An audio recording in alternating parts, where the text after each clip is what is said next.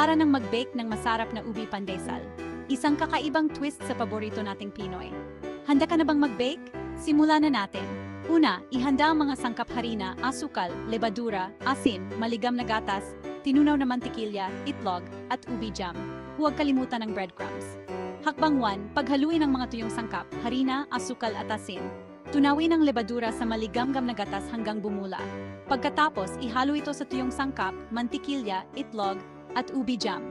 Haluin hanggang maging masa. Hakbang 2, masahin ang masa sa isang malinis na ibabaw ng mga 10 minuto hanggang sa maging makinis at malambot.